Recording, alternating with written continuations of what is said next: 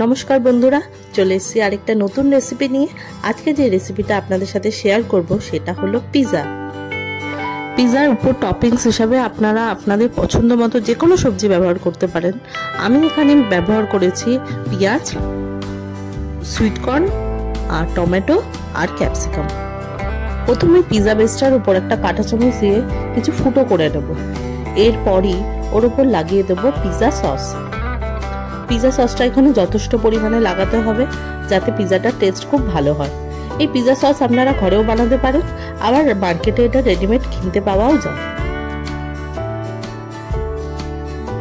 এই পিৎজাটা আমি readymade pizza বেসের উপরেই বানাবো, যেটা সহজেই আপনারা মার্কেট থেকে কিনতে পারবেন। ঘরে যদি ছোট বাচ্চা থাকে বা আমাদের বড়দেরও পিৎজা খেতে খুবই ভালো লাগে, কিন্তু সবসময় এই পিৎজা মার্কেট থেকে কিনে খাওয়া সম্ভব হয় না। তাই চটজলদি ঘরে বানিয়ে খেলে বেশ ভালোই হয়। আর এই রেডিমেড পিৎজা বেস বা পিৎজা সস খুব সহজেই মার্কেট থেকে আপনারা পেয়ে যাবেন। পিৎজা সসটা আমার ভালো করে লাগানো হয়ে গেছে। এবার ওর উপর কিছু ছড়িয়ে দেবো মজারেলা চিজ। চিজের পরিমাণটা আপনাদের উপর ডিপেন্ড করে। আপনারা যদি বেশি করে চিজ দিতে চান তো দিতে পারেন, অল্প চাইলে অল্পও দিতে পারেন। বাট পিৎজা তো একটু বেশি চিজ দিলে তবেই ভালো লাগে। ঘরে যদি কোনো ছোট বাচ্চা থাকে তাহলে দেখবেন সেও ওই পিৎজার উপর টপিংসগুলো সাজাতে খুবই পছন্দ করবে। আমি যেমন আমার মেয়ের সাথে বকবক করতে করতে এই পিৎজার টপিংসগুলো সাজাচ্ছি, সেরকম আপনারাও সাজিয়ে নেন। বাচ্চারা অনেক সময় সবজি খেতে ভালোবাসে না, তাই পিৎজার উপর যেসব সবজিগুলো ওরা খেতে চায় না সেগুলো যদি আমরা সাজিয়ে দিতে পারি, দেখবেন তারা খুব আনন্দ করে সেসব সবজিগুলোও খেয়ে নেবে।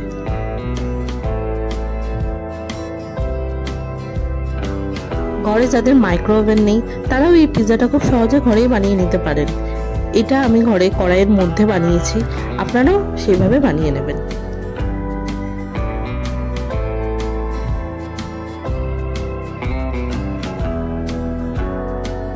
আর এই হোমমেড পিৎজাটা বানিয়ে যদি ছোট বড় সবাই মিলে গল্প করতে করতে এটা খাওয়া যায়, তবে দেখবেন সেই সন্ধেটা একটু অন্যরকমই কাটবে।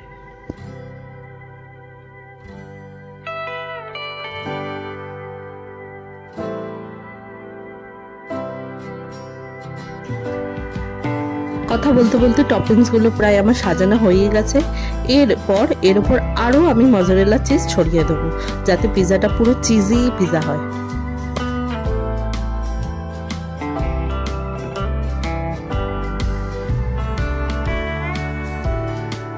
চিজগুলো ভালো মতো ছড়ানো হয়ে গেছে। এবার এর উপর দিয়ে দেবো চিলি ফ্লেক্স আর অরিগানো। বাচ্চা যদি খায় তাহলে আপনারা চিলি ফ্লেক্সটা অ্যাভয়েডও করতে পারেন, কারণ ওটা একটু ঝাল হয়। আমার মেয়ে তো খুব ছোট, তাই পিৎজাটা হয়ে যাবার পর ওর মুখে একটু দেখবো ওর কিরকম লাগে।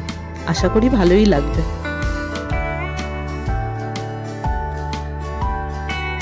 গরম গরম পিৎজাটা খেতে দেখবেন দারুণ লাগবে।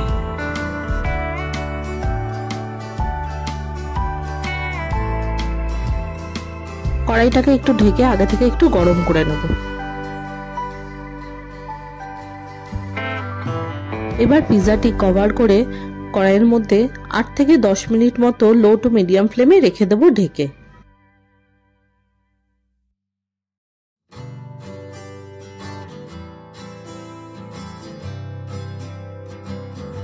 8 থেকে 10 মিনিট পর দেখবেন পিৎজা রেডি। ঘরে বানিয়ে পিৎজাটা খেয়ে দেখবেন কেমন হয়েছে, অবশ্যই জানাবেন। আবার আসবো আর একটা নতুন রেসিপি নিয়ে।